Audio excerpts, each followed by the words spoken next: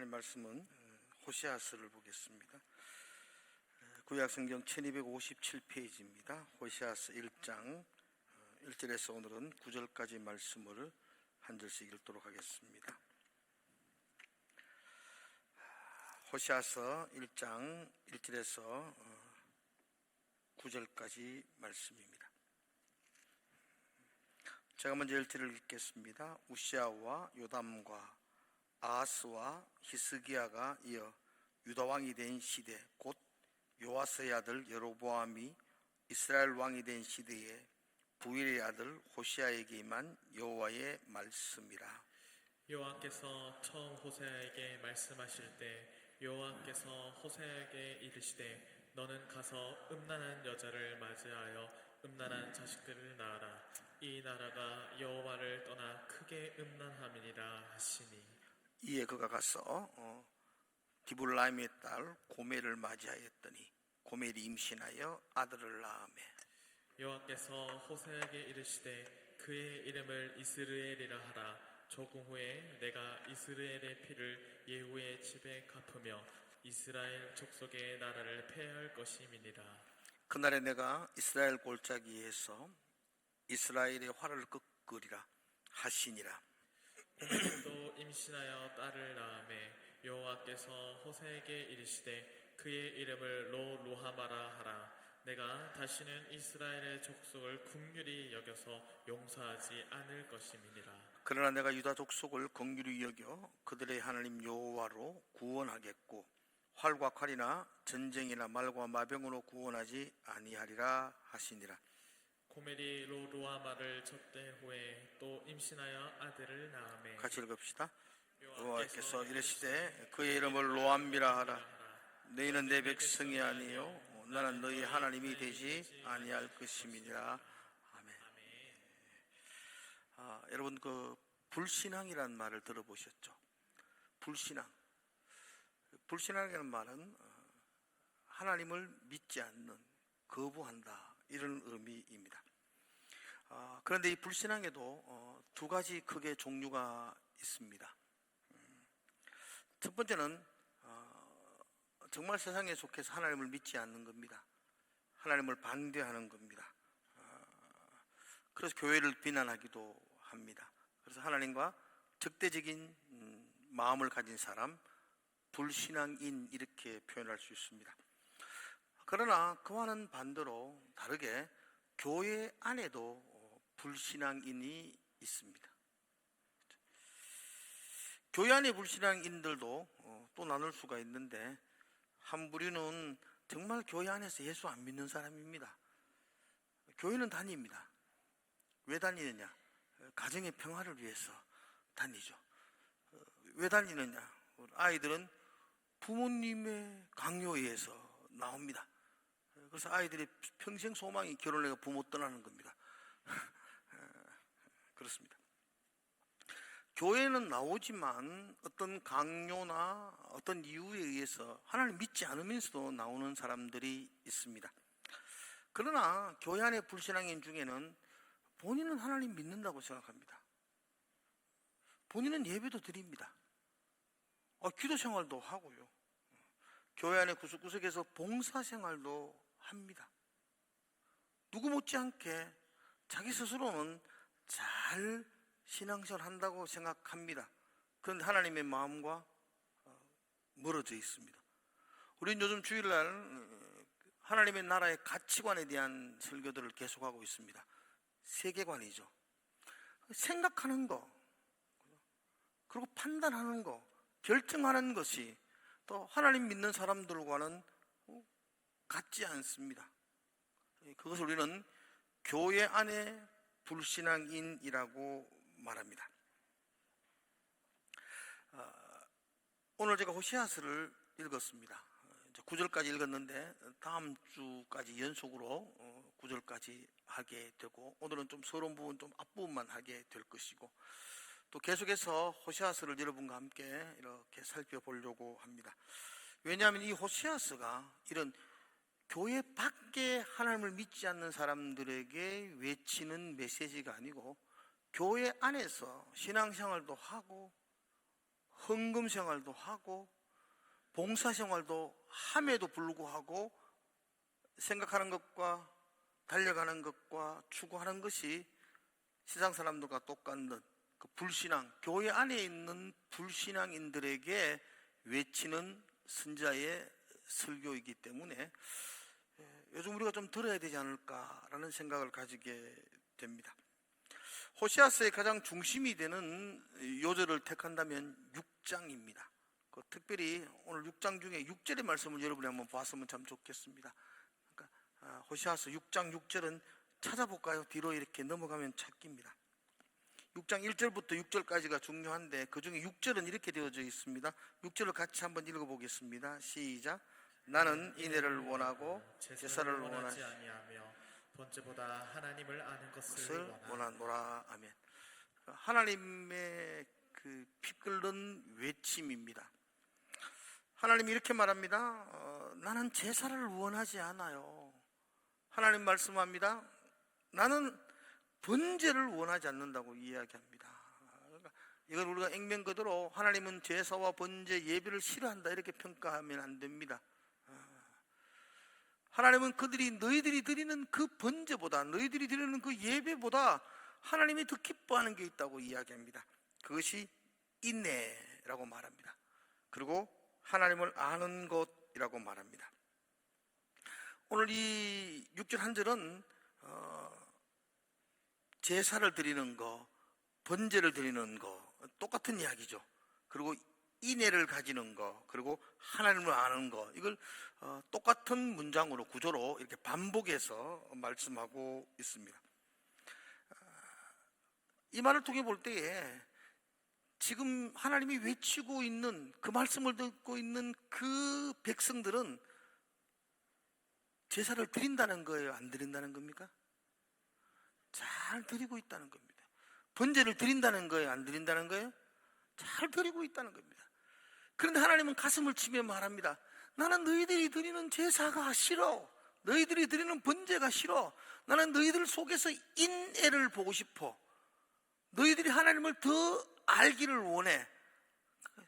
하나님을 더 아는 것, 그것이 더 중요하다고 강조하고 있습니다. 이 부분에 대해서는 제가 또 6장을 넘어갈 때 자세히 설교를 하게 될 겁니다. 다만 오늘 제가 여러분들에게 드리고 싶은 말은 지금 이 말씀을 듣는 이스라엘 민족은 우리와 똑같이 신앙생활을 했다는 겁니다. 종교생활이라고 표현할까요? 예배도 드리고 헌신도 하고 하나님을 믿는다고 고백도 하고 찬양도 하고 그렇게 드렸습니다. 그럼에도 불구하고 그들 속에는 인애가 없었고 하나님을 더 알고 싶어하는, 하나님께 더 가까이 가고 싶어하는, 더 나아가서 하나님에 대한 관심을 그들은 가지고 있지 않았습니다. 그런 그들에게 외치는 메시지가 이 호시아스입니다. 호시아스는 교회 안에 있는 불신앙인들에게 선포하신 하나님의 말씀입니다. 여러분, 누가 더 위험할까요? 교회 갑 밖에 있는, 교회에 가려면 고개를 찔레찔레 흔드는 그 사람이 교회에 대해서 위협적인가요? 아니면 교회 안에 있으면서 하나님을 믿지 않고 하나님의 마음에 대한 관심이 없는 사람이 더 위협적인가요? 이해 가시겠어요? 여러분, 교회 밖에 있는 옆집 아저씨는 교회를 전혀 해롭게 하지 않습니다. 교회가 무슨 큰 하나님의 일을 할 때에 동장 아저씨가 반대 안 합니다. 교회 안에서 그냥 하나님을 가치관, 하나님의 마음을 알지 못하는 그 인애가 무너진 사람들이 교회를 반대하고 교회를 더 어렵게 하고 무너지게 합니다. 여러분, 이스라엘 백성들은요, 그 이스라엘이라는 나라 잘 기억하셔야 돼요. 이스라엘 나라는요, 그 거대한 교회입니다. 그러니까 여러분 어떻게 생각할지 모르지만 성경 전체에서, 전체 역사 속에서 이스라엘 민족이 하나님을 거부했던 적은 한 번도 없습니다.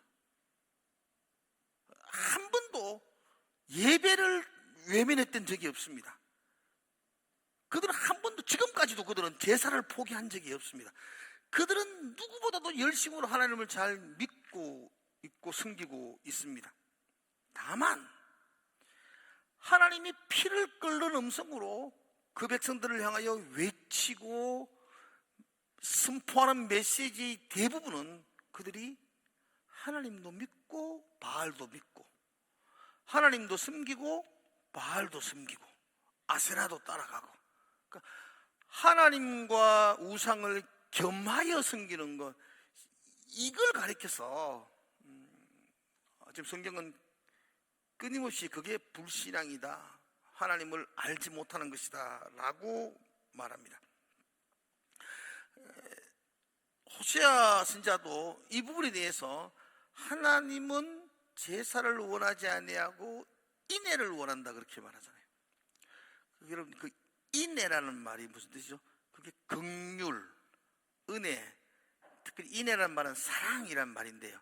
근데 단순한 사랑이라고 해석하면 안 되고, 우리가 인애라고 말할 때는 언약적 사랑 이렇게 표현하셔야 됩니다. 더 쉽게 이야기하면 인애는 결혼 관계의 사랑입니다. 신랑과 신부의 관계. 그러니까 우리가 하나님의 신부로서 하나님을 사랑하는 것, 이걸 인애라고 말합니다. 여러분, 신부인 내가 신랑 대신 예수님을 사랑하는 이 인애는 유일해야 됩니다. 이 인애는 절대적이어야 됩니다. 함께 더불어 이렇게 하면 안 됩니다. 우리는 신약 시대에 살아가면서 예수님이 신약 시대에 교회와 그리스도인, 교회와 예수님, 신랑과 신부, 굉장히 많은 말을 들었습니다. 그런데 구약 성경에서 최초로 하나님과 그 백성 사이를 신랑과 신부로 비유하여 설명한 사람이 호세아입니다. 최초로 설명했고요. 이게 신약시대에 넘어와서 아주 자연스럽게 교회와 그리스도인과 하나님의 관계를 설명하는 아주 적절한 문장으로 표현되어졌습니다. 호세아가 말하는 것, 그게 인애입니다. 너는 하나님과 인애하지 않았다는 거죠. 유일한 사랑, 절대적인 사랑. 그렇죠? 신랑과 신부는 그 사이에 누군가 끼어들면 안 됩니다. 신부와 신랑 사이에 그 무언가를 끼어들면 이것은 깨어진 사랑이 됩니다.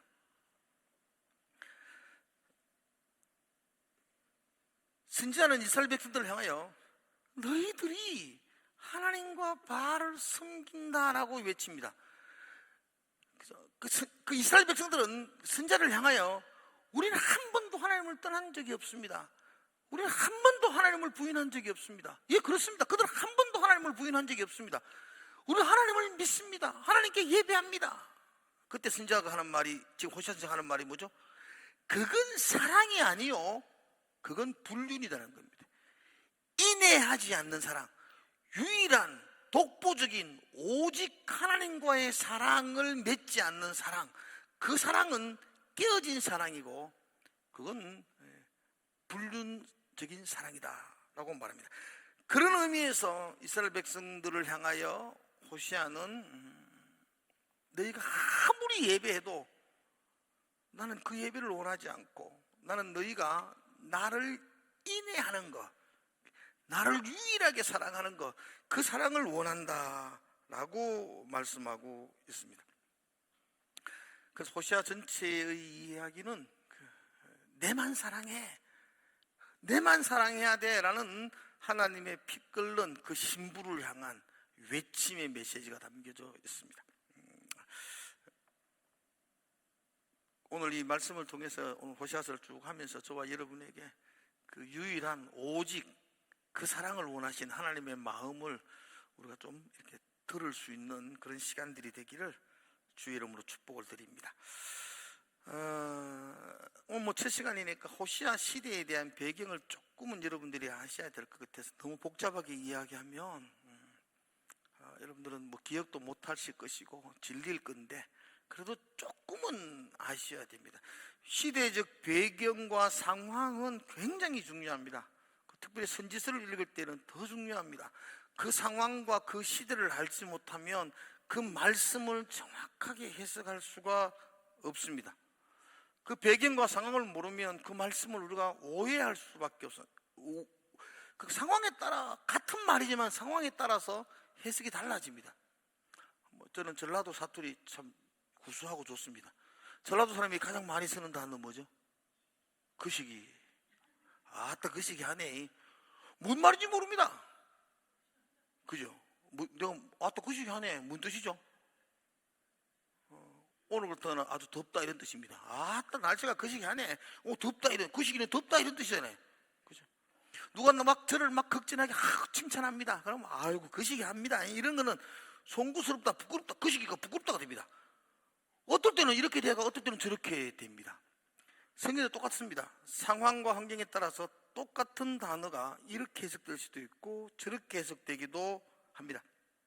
그래서 호시아 시대가 어떤 시대이며 언제 활동했던 선지자인지 조금은 아셔야만 됩니다. 거기에 대한 힌트를 오늘 1절은 이렇게 말합니다. 오늘 1장 1절 한번 볼까요? 1장 1절. 자, 우리 한번 같이 한번 읽어봅시다. 시작. 요시아와 요담과 아하스와 히스기야가 이어 유다 왕이 된 시대, 곧 요아스의 아들 여로보암이 이스라엘 왕이 된 시대에 부의 아들 호시아에게 임한 여호와의 말씀이다. 자, 호시아는 호시아에게 임한 하나님의 말씀이죠. 그죠? 그러니까 선지자 호시아에게 임한 하나님의 말씀인데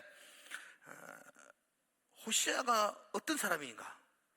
그 성경에 기록되어 있는 문서가 집필된 선지자. 그 선지서가 참 어렵습니다. 근데 성경으로 집필된 그 선지자들이 있습니다. 사무엘도 선지자죠. 그리고 또 누가 있나요? 막 이야기할 수 있잖아요. 이사야, 예레미야, 에스겔, 다니엘, 호세아, 요엘, 소선지서 12명, 대선지서 4명 맞나요? 4명. 그죠? 그리고 뭐 사무엘도 있고, 그리고 문서를 직접 문서를 기록하지 않았지만 엘리사, 엘리야 같은 선지자도 기록되어 있습니다. 아무튼 그런 문서를 남긴 선지자들 중에 호세아는 유일하게 북쪽 이스라엘, 북왕국이죠. 그 이스라엘 남북으로 갈려진 건 아시죠? 그 정도는 아셔야 돼요. 그 다윗 왕, 그 다음 솔로몬, 그 이후에 남과 북으로 갈라져서 솔로몬의 아들 르호보암이 남유다를 다스리고 여로보암이 북이스라엘을 다스려요. 북이스라엘은 10지파, 남유다는 2지파 이렇게 남북으로 우리처럼 나누어졌어요. 선지자들 중에 어쩌면 문서적 소선지자들 문서 중에 유일하게 호세아는 북쪽에서 태어나서 북쪽에서 말씀을 전한 사람이에요. 이해가세요? 북쪽에서 태어난 선지자들은 몇 명 있습니다.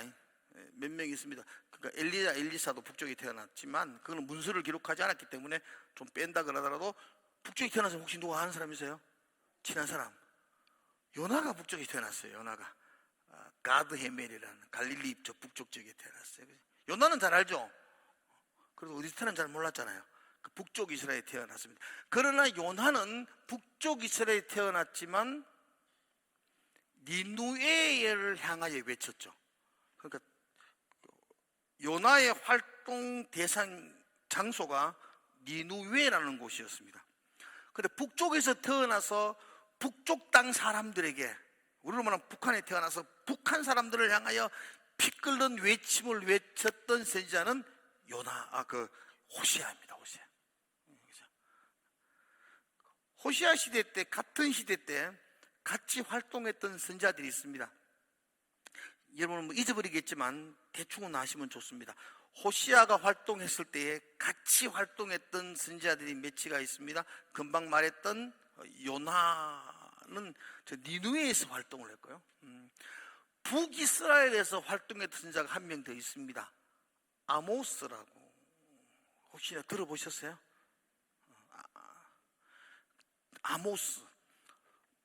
근데 아모스는 남유다 드고아라는 곳이 고향입니다. 남유다에서 태어났는데 아모스는 남유다에 태어나가 북한 선교 간 사람입니다. 그 북한 선교 가가지고 거기서 외쳤습니다. 뭐 제가 될 수 있으면 호시아서부터 12소선지자를 다 여러분과 함께 나누어 보려고 그러는데, 그때 가면 이야기하겠지만 그 남유다의 목동 출신이었는데 북쪽에 가가지고 북쪽의 선교사로 활동했던 사람이 아모스입니다. 그리고 좀 전에 말했죠. 니누웨에서 활동을 했던 사람이 누구라 그랬죠? 요나였습니다. 그런데 같은 거의 동시대에 우시아 왕 시대 때부터 시작해서 그 한 50년 동안 남유다에서 활동한 선지자가 있었습니다. 혹시 아세요? 그죠? 이신대 이사야 선지자. 그죠? 우시아가 죽던 해 그래서 성전에서 천사를 만나면서 사명을 받잖아요. 그 이사야 선지자와 미가라는 선지자가 있어요. 그 이사야와 미가는 그 동시대, 거의 비슷한 시대에 남유다에서 이렇게 활동을 했던 선지자입니다. 이렇게 호시아는 그 아모스와 함께, 그리고 남쪽에서는 이사야와 미가와 함께, 니느웨 쪽에서는 요나가, 그런 시대에 활동했던 선지자입니다. 성경에 나타난 5명의 선지자가 그쪽 지역에 투입됐다는 것은 선지자가 많다는 거예요, 적다는 거예요? 많습니다. 그 시대가. 1절에 보면 당시 유다의 왕은 요시야, 요담, 아하스, 히스기야. 그 호시아가 한 45년, 50년 정도 사역을 했습니다. 그때 거쳐갔던 선지자가 우시야, 요담, 아하스, 히스기야가 남유다 왕이었고요. 그리고 북쪽에는 그때가 대표적인 사람이 여로보암이었다, 이렇게 밝히고 있습니다. 특별히 여러분들, 여로보암은 북이스라엘의 왕으로서 2사람이 있습니다. 헷갈리시면 안 됩니다. 첫 번째, 솔로몬 이후 남북이 갈라질 때에 북이스라엘, 북왕국을 세웠던 초대왕이 여로보암입니다. 그죠? 그 사람 우리는 여로보암 1세라고 말합니다. 그리고 지금 오늘 호시아 때에 나타나고 있는 이 여로보암은 북왕국의 13번째 왕으로서 우리는 그 사람을 여로보암 2세라고 말합니다. 여기까지 이해가 되십니까? 여러분들 얼굴이 굉장히 어두워지셨고 뭔 이야기를 하는지 모르겠다라는 분들이 많아서 빨리 매듭을 짓겠습니다. 특별히 성경에 보면 여로보암 2세 때의 특이한 점이 나옵니다. 열왕기와 14장 25절인데요 한번 뜨는 걸 한번 보십시오. 자막 한번 떼어 보실래요? 같이 한번 읽어봅시다. 시작. 이스라엘 하나님 여호와께서 그의 종 가드 헤멜 아미떼의 아들 선지자 용화를 통하여 하신 말씀과 같이 여로보암이 이스라엘 영토를 회복하되 하마드게에서부터 아라바까지, 그 요나에게 예언해 주셨듯이, 그때 요나도 그 시대에 있으니까 요나에게 그때 와보세요. 봐서 다시 여로보암 때에 그때의 영토가, 땅이 하마드기에서 어디까지요? 아라바 바다까지. 하마드기에서 아라바 바다까지. 우리는 지금 하마시 어딘지도 모르고 아라바 바다가 어딘지도 모르니까 감이 안 오는데, 이걸 말하면 남북으로 통일하게 말하면 저 개마공원에서 저 한라산까지 이렇게 이야기하는 것 같아요. 그러니까 이 영토가 거의 솔로몬이 통치했던 가장 전성기 때의 영토보다는 작지만 버금간다, 이렇게 말하고 있어요. 그러니까 북이스라엘 중에서 가장 강력한 힘을 가지고, 그 이전에는 굉장히 압박을 많이 당했어요. 그런데 이 여로보암 때에 회복하고 그래서 나라가 가장 강성하고 부강하게 되었다, 이렇게 해석하면 됩니다. 그 다음 26절을 한번 잠깐 볼까요? 같이 한번 읽어봅시다. 25절 다음 26절 시작. 이는 여호와께서 이스라엘의 고난이 심하여 매인자도 없고 노인자도 없고 이스라엘 도울 자도 없음을 보셔. 여기 보세요. 이스라엘의 고난이, 그 이전에 여로보암 이전에는 고난이 심해가지고 매인자도 없고 노인자도 없고 종이나 자유자나 종이나 주인이나 똑같이 고생한다는 겁니다. 그죠? 나라가 너무 힘들면 부자나 가난한 자나 똑같이 고생한다는 거예요. 사장이나 종업원이나 똑같이 고생하고 이스라엘을 도울 자가 없었는데 하나님께서 그 백성들을 도와주셔서 그들의 영토가 하마드기에서 아라바 바다까지 굉장히 풍성하게 되었다, 이렇게 말합니다. 그러므로 이 호시아가 말씀을 외칠 이때에 북이스라엘의 왕은 여로보암이었는데, 여로보암 2세였는데 그 여로보암 2세 때 그 북왕국은 가장 풍요롭고 부유했었다, 이렇게 정의를 내리면 됩니다. 가장 풍요로웠고 가장 부유로웠습니다. 그런데 여러분, 풍요로움이 축복이 아닙니다. 풍성함이 복이 아니라는 겁니다. 가장 풍요로웠고 가장 부강했기에 가장 악했던 시대입니다. 가장 멀리 하나님을 떠났던 시대입니다. 그래서 가장 많은 선지자들이 그곳에서 피를 토하며 하나님을 외쳤던 시대가 바로 이 여로보암 2세 때입니다. 제가 지난주에 말씀을 드렸습니다. 어려울 때에 광야는 하나님을 잊어버리기 어렵습니다. 광야에서는 하나님 안 잊어버립니다. 왜냐하면 하나님 잊어버리면 살 수가 없습니다. 광야에서는 매일매일 하늘에 떨어진, 하늘에서 주시는 만나가 없으면 살 수 없습니다. 매일 만나를 보고 하나님 볼 수 있습니다. 광야에서는 불과 구름 기둥이 없으면 한 발짝도 움직일 수 없습니다. 광야에서는 하나님을 붙들지 않고는 살 수 없는 땅, 그 땅이 광야입니다. 그래서 광야는 하나님을 잊어버리기 어렵습니다. 그러나 적과 꿀이 가나안 땅은 하나님 잊어버리기 쉽습니다. 만나가 내리지 않아도 창고에 밀과 보리가 있습니다.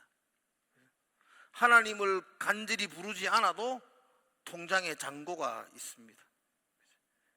그러므로 가나안 땅이 하나님 잊어버리기 쉬운 땅입니다. 궁핍함이 하나님을 잊어버리게 하는 것이 아니고 도리어 풍요로움이 하나님을 기억하지 못하도록 한다는 것입니다. 여로보암 때가 마찬가지입니다. 가장 풍요로운 시절이었습니다. 그런데 그들이 가장 멀리 하나님을 떠났고 가장 많이 바알과 아세라와 함께 하나님을 우상과 더불어 섬겼던 시대가 되었습니다. 오늘 우리 시대는 어떤가요? 여러분과 저희 지금 살아가는 이 땅은, 여러분, 우리는 지금 풍요로운가요? 궁핍한가요? 너무 풍요롭습니다. 우리나라 5,000년 역사 가운데 지금처럼 풍요로울 때는 없었습니다. 그렇죠, 그죠? 오늘이 제일 풍요롭습니다. 그죠? 멋있죠. 우리나라 정말 멋있는 것 같아요. 그죠? 옛날에는 중국에서 들어온 것 같으면요, 최고 좋은 거 있었습니다. 중국 비단 끝내 좋습니다. 중국 제품 그러면 1등이었는데 요즘은 중국 제품 그러면 그들도 보지도 않습니다. 어떻게 우리가 이렇게 교만해졌는지. 옛날에는 그래도 물 건너 왔다 하면 사족을 못 줬잖아요. 이제는 메이드 인 코리아 아니면 그들도 보지도 않습니다. 우리의 풍요로움과 우리의 부유로움은 이게 말로 표현할 수 없습니다. 그러나 그 풍요가 위험한 때입니다. 가장 풍요로운 그 여로보암 2세 때에 하나님 호시아를 통해서 피 끓는 말씀을 우리에게 전해주고 있습니다. 그러므로 이 호시아서는 오늘을 살아가는 저와 여러분도 기도 한번 드려야 될 하나님의 말씀인 줄로 믿습니다. 2절의 말씀 보면 이렇게 시작합니다. 여호와께서 처음 호시아에게 말씀하실 때 여호와 하나님이 이제 호시아에게 말씀을 하십니다. 호시아라는 말의 어원의 뜻은 구원자 이런 뜻입니다. 호시아 뭐라고요? 구원자. 호시아와 같은 이름이 뭘까요? 여호수아. 역시 똑똑하십니다. 여호수아. 신약에 와서는요 예수 같은 어원입니다. 구원자. 같은 어원입니다. 하나님이 호시아를 부르셨습니다. 구원자를 부르셨습니다. 하나님과 우상을 겸하여 생겨서 하나님을 멀리 떠나서 살 소망 없는 그들을 위하여 하나님은 구원자 호시아를 부르셨습니다. 하나님을 그 마음에 두지도 않고 하나님의 마음에 관계없이 모든 걸 생각하고 결정하며, 그래서 하나님 없는 불신자, 교회 안에서 불신자로 살아가는 그들에게 하나님은 구원자 호시아를 보내주셨습니다. 특별히 여러분 하나님이 이스라엘 백성들 또 아니면 구약에서 하나님은 우리들을 향하여 우리들에게 보내주신 중요한 두 직책이 있습니다. 더 바이블 미니스트리 이주영 목사님이 설교 중에 그런 말씀을 하셨던 것도 제가 감명 깊게 들었는데, 첫 번째 직책은 백성들을 등에 지고 하나님 앞에 서 있는 사람이 있습니다. 그러니까 백성들을 등지고 하나님 앞에 서서 하나님의 말씀을 듣고 백성들에게 외치는 사람이 있습니다. 그 사람을 우리는 선지자라고 말합니다. 또한 우리는 하나님을 등지고 백성들에게 서서 백성들의 마음을 하나님께 전하는 사람이 있습니다. 그 사람을 우리는 제사장이라고 부릅니다. 그렇죠? 그러므로 백성들에게는 누가 인기가 좋아요? 제사장이 인기가 좋습니다. 제사장 없으면 백성들은 바로 하나님께 못 가잖아요. 구약에서는 백성들의 죄를 당해주고 백성들의 마음을 하나님께 전하는 제사장은 인기가 있습니다. 근데 선지자는요, 하나님의 마음을 받아서 백성들에게 전합니다. 여러분 자녀들 키울 때 자녀들이 얌전하게 가만히 있으면 미주알 고주알 잔소리를 하나요 안 하나요? 안 하죠. 자녀들이 뭐 잘못하면 어디선가 나타나서 혼을 내지요. 하나님도 생각이 아닙니까? 하나님이 잠잠할 때는 그래도 괜찮게 살면 잠잠합니다. 근데 뭔가를 잘못하고 또 죄악 가운데 빠져있고 할 때는 하나님이 선지자를 불러서 그 백성들에게 하나님의 마음과 때로는 징계와 심판을 그 백성들에게 선포하게 만듭니다. 그러므로 선지자가 외치기 시작하면 백성들은 큰일 난 겁니다. 하나님의 그 주상 같은 그 닭다리 선포되어지는 겁니다. 그러므로 백성들은 선지자가 입을 열면 굉장히 싫어합니다. 두려워합니다. 그 선지자들은 그래서 이 선지서 소선지도 쭉 들어보면 계속해서 죄악과 심판을 선포합니다. 그게 선지자의 사명입니다. 백성들을 등지고 하나님께 서서 하나님의 말씀을 받아서 백성들에게 외치는 것, 이게 선지자의 사명입니다. 오늘 목사는 어디에 속할까요? 선지자일까요? 제사장일까요?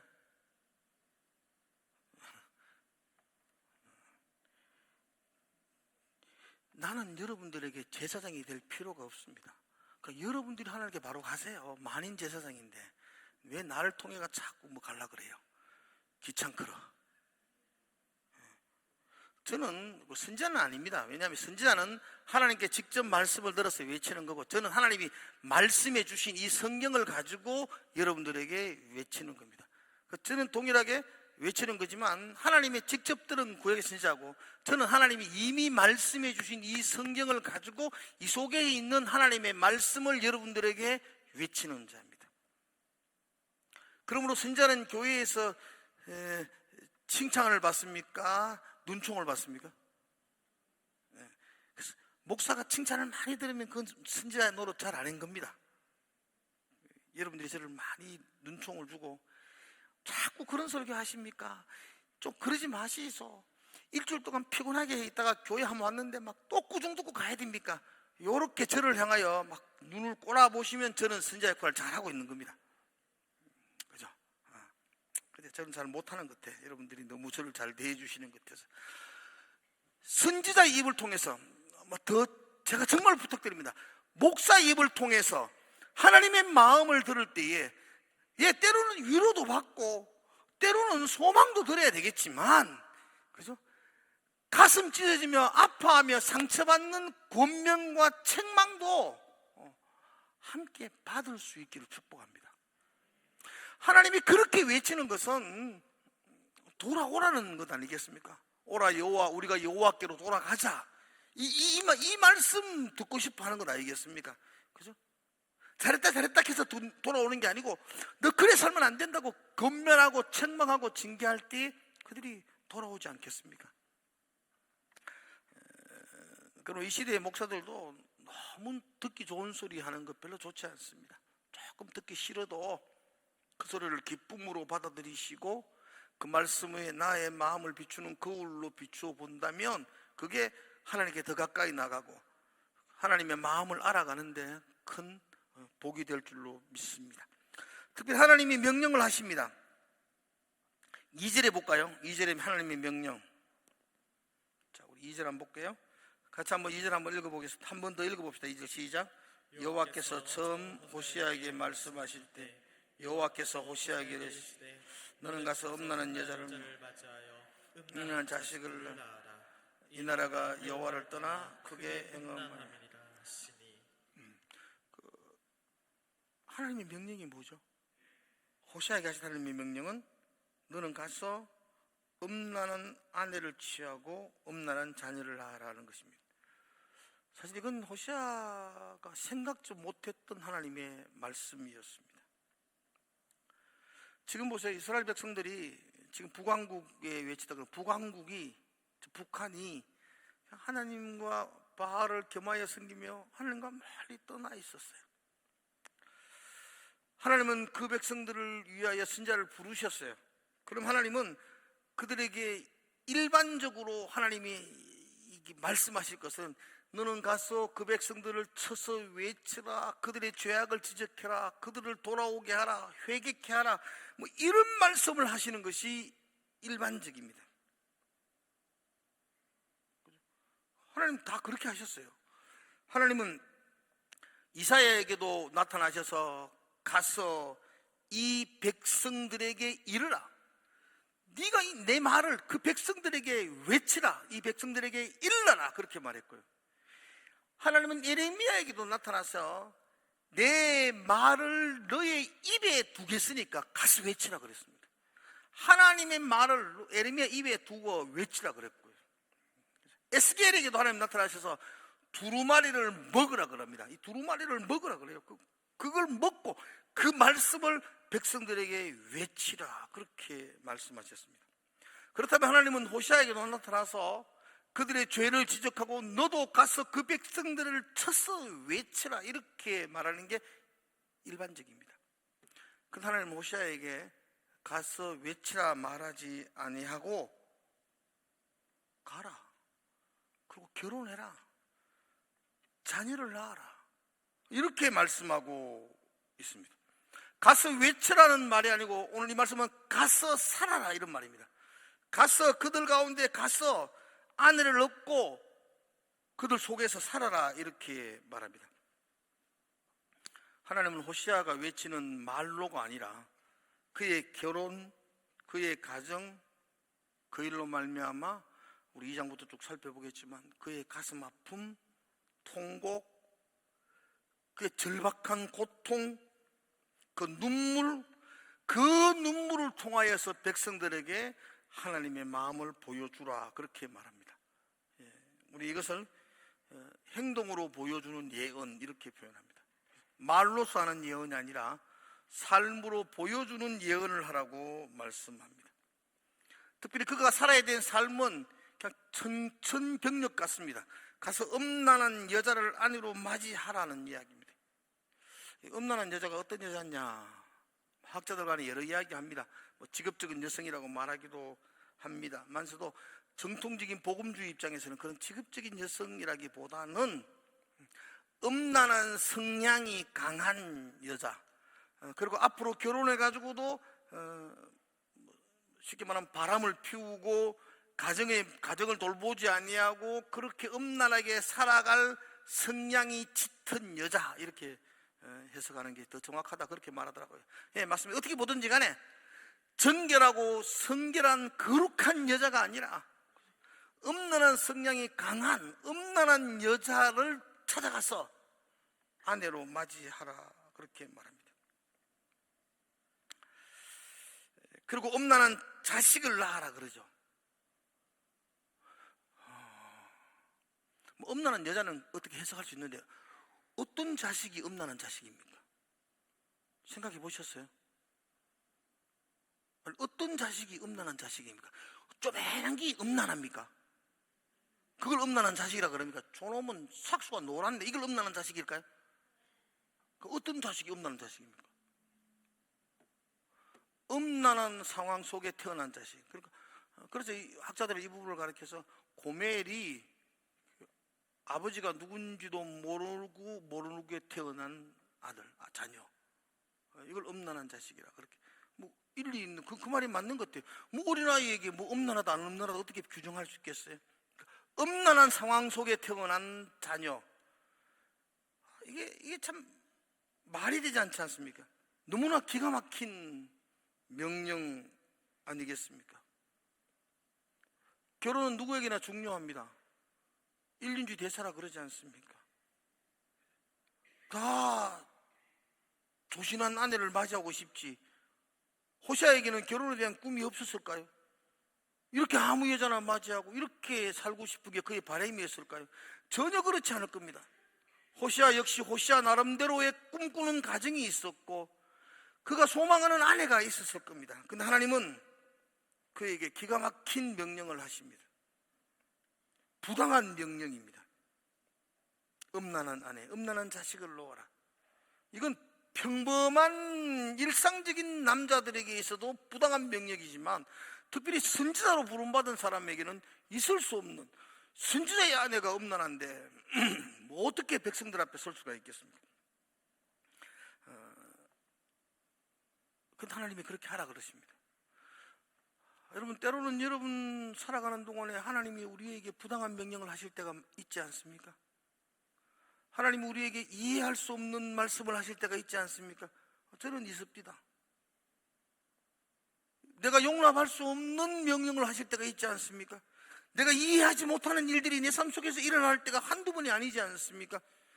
어쩌면 우리는 호시아처럼 이런 부당한 명령, 부당한 대우, 이런 처지에 놓일 때가 참 많이 있었음을 보러 봅니다. 하나님께 응답을 구했습니다. 하나님께 간절히 기도했습니다. 그런데 하나님이 내게 응답하시는 기도의 결과는 내가 소망하고 바랐던 것하고 다를 때가 있죠.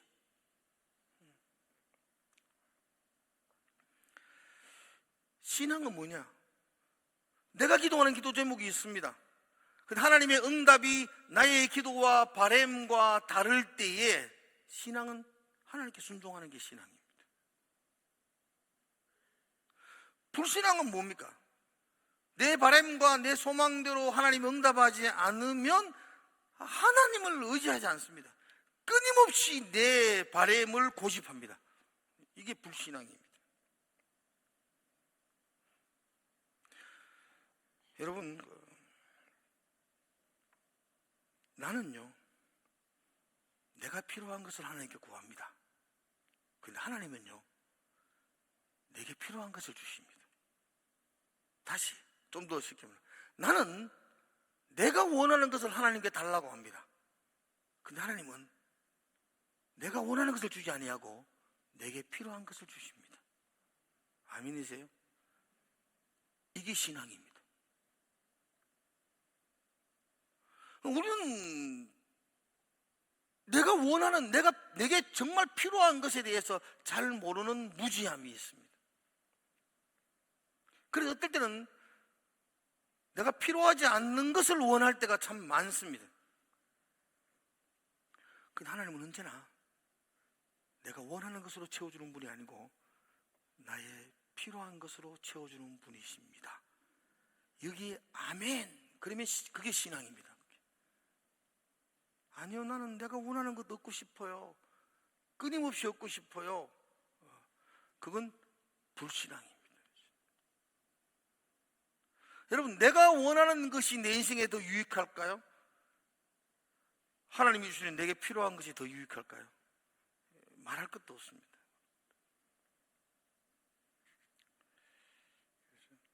어제 제가 처음으로 우리 손자 목욕하는 거 봤습니다. 손자 이야기 안 하려고 하는데 이런 거 하지 말라 하는데, 아무튼 한 달 지난 아이 아내가 목욕하고, 근데 제가 그런 이야기를 들었습니다. 목욕할 때 막 죽는 듯이 운답니다. 어제는 조금 덜 울었는데 그래도 엄마가 목욕시키면 막 아가 자지러지게 운답니다. 싫어가지고 막 발부둥을 친답니다. 말을 안 하이. 뭐가 불만인지는 모르겠습니다만서도 목욕하는 걸 그래 싫어하고 막 발부둥을 칩니다. 자기가 원하는 것은 그냥 편안하게 눕혀 놀라는 거죠. 안 그러면 전미기 주고 도닥거리 주고 재워달라는 거겠죠. 그래서 지가 아무리 도닥거리고 재워달라 해도 엄마는 뺄가비가 빡빡 밀어야 됩니다. 빡빡 밀고 씻기 전에는 안 주웁니다. 이게 부모 아니겠습니까? 그 아이가 원하는 대로 키우는 게 그게 부모겠습니까? 아이가 필요한 것을 울더라도 필요한 것으로 매일매일 채워나가는 게 그게 부모 아니겠습니까? 하나님 마찬가지 아니겠습니까? 하나님이 여러분이 운다고, 여러분이 땡깡을 부린다고 여러분이 원하는 것을 매일매일 채워주는 분이시겠습니까? 그렇지 않습니다. 내 사랑하는 하나님은 내가 아무리 원하는 게 있더라 할지라도 내게 필요한 것으로 날마다 채워주신 줄로 믿습니다. 돌아보면 그게 맞구나, 그게 맞구나라고 인정하는 게 그게 신앙입니다. 신앙. 일생 살아가면서 하나님은 내게 주신 것이 이거였구나, 그 하나님의 마음을 깨닫고 그래 맞아, 이런 게 성장하는 겁니다. 성장하는 거. 조금 더 크면 목욕할 때 그렇게 안 울 겁니다. 그게 성장하는 겁니다. 부모의 마음을 알아가는 것, 하나님의 마음을 알아가는 것, 그게 신앙이 자라나는 것이 될 겁니다. 조니 에릭슨 타다라는 한 여인이 있습니다. 조니 에릭슨은 그 신실한 기독교 가정에서 태어났었습니다. 어릴 때부터 신앙생활했고 무척 하나님을 사랑했습니다. 그저 어릴 때부터 말 타는 것도 좋아했고 특별히 그림 그리는 걸 참 좋아했다고 합니다. 그리고 수영하는 것도 좋아하고 굉장히 활동적인 소녀였습니다. 17살 때에 친구들과 함께 계곡으로 갔었어요. 그리고 우리도 계곡 가면 수영하잖아요. 막 뛰어내리고 높은 곳 다이빙을 했는데 물이 얕았어요. 그래서 목이 바닥을 때렸어요. 척추 10번, 4번, 5번이 이렇게 부러졌다 그러더라고요. 그래서 목 아래 하반신이 마비가 됩니다. 17살. 병원에서 눈 떴을 때, 그녀가 고백하기를 병원에서 눈 떴을 때에 죽고 싶다, 죽어야 되겠다라는 생각밖에 없었다 그러더라고요. 아무것도 움직일 수 없는 목 아래 전신 마비가 됩니다. 자기 마음대로 할 수 있는 게 아무것도 없었습니다. 자기는 하나님을 섬기고 살았습니다. 예배드리고 살았습니다. 무슨 잘못을 했는지 그렇게 큰 잘못하지 않았습니다. 잘 섬기고 잘 살았습니다. 하나님 왜 내게 이렇게 하시는지 이해가 되지 않았습니다. 그래서 하나님을 원망했습니다. 늘 죽고 싶었는데 목 안에 마비되고 나니까 죽는 것도 안 됩니다. 죽을 수도 없었다, 그렇게 표현합니다. 그러다 그가 점점 회복되면서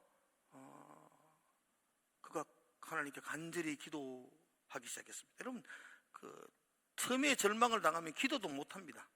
그런데 많이 회복되어서 하나님께 기도합니다. 그 기도의 제목이 하나님 저를 고쳐주십시오, 이 기도 제목이었어요. 수년 동안 하루도 빼지 않고 기도했고 그녀 주변에 많은 사람들이 동일하게 그녀의 치유를 위해서 간절히 기도해 주었습니다. 그리고 그녀 역시, 주변 사람들 역시 하나님의 은혜가 임해서 그녀가 기적적으로 치료될 것을 소망하며 또 신뢰하며 그렇게 기도했습니다. 그런데 수년이 지나도 그런 일은 일어나지 않았습니다. 그러고 몇 년이 지난 후에 그가 그의 책을 집필하면서 이렇게 고백합니다. 하나님은 내 장애를 제거하지 않으셨지만 제가 필요한 하나님을 더 깊이 알도록 해 주셨습니다. 내가 필요한 것은 치유가 되는 것이었는데, 내가 원하는 것은 치유가 되는 것이었는데, 하나님은 하나님을 더 깊이 아는 여인으로 나를 성숙시켜 주셨다. 그렇게 고백했습니다. 그가 이어서 이런 고백합니다. 만일 다시 선택할 수 있다면 나는 두 다리로 걷는 삶보다 하나님을 더 깊이 아는 지금의 삶을 선택하겠습니다. 이게 어느 가슴 속 어느 만큼 진정으로 쏟아내는 고백인지 모르지만 이 고백은 정말로 무서운 고백입니다. 다시 한 번 더 선택할 수 있다면 나는 두 다리로 걷는 삶보다 하나님을 더 깊이 알게 된 지금의 삶을 선택하겠습니다. 그후 그녀는 손이 다 마비가 돼서 입으로 붓을 물고 그림을 그리기 시작했습니다. 그리고 많은 작품을 남겼다고 합니다. 그래서 제가 인터넷 찾아봤습니다. 그 그림들, 작품들 한번 여러분들이 보여주려고 사진가 왔습니다. 보여주세요. 저렇게 이쁘기도 참 예쁘신 분이세요. 저렇게 그림을 그리고 그녀가 그린 그림 한 장에 되어 있죠. 잘 그렸죠. 하여튼 무슨 그림은 잘 어렵습니다. 하여튼 그렇게 그림을 그렸고 한 40권 정도 책을 써냈어요. 자신의 삶에 대한 이야기, 하나님과 더 깊이 알아간 이야기를 책으로 써내었고요. 전 세계를 다니며 복음을 전했으며 장애인 사역 단체를 돕는 큰 후원자가 되어서 섬기는 사람이 되었다고 말합니다. 여러분, 선지자 호세아 역시 평범한 가정을 꿈꾸었을 겁니다. 그러나 그 평범한 가정 대신 호세아는 하나님의 마음을 눈물로서 백성들에게 전하는 삶을 살게 되었습니다. 존 에릭슨 역시 건강한 몸을 원했습니다. 그러나 그도 건강보다 하나님을 더 깊이 아는 그 은혜의 삶을 살았습니다. 그는 마지막 책에 이렇게 말합니다. 나는 내가 원하는 것을 구했지만 하나님은 언제나 내게 필요한 것을 주셨습니다. 이게 신앙입니다. 나는 내가 원하는 것을 구했지만 하나님은 언제나 내게 필요한 것을 주셨습니다. 평생 교회 다니면서 내가 원하는 것만 강구하며 사는 것, 그건 가빠이 찾아가서 비나이다 하는 불신앙인과 다를 바 하나도 없습니다. 똑같습니다. 그건 신앙이 아닙니다. 신앙은 나로부터 떨어져서 하나님을 바라보는 것입니다. 하나님의 소망이 어디인지를 묵상하는 겁니다. 오늘 저녁에 호시아 첫 시작을 했습니다. 호시아서를 여러분 살펴보면서 하나님의 마음을 점점 접근해 보려고 할 것입니다. 오늘 밤에도 한번 묵상했으면 좋겠습니다. 나는 교회 안에 있는데 혹시 나는 불신앙으로 살고 있지 않는가?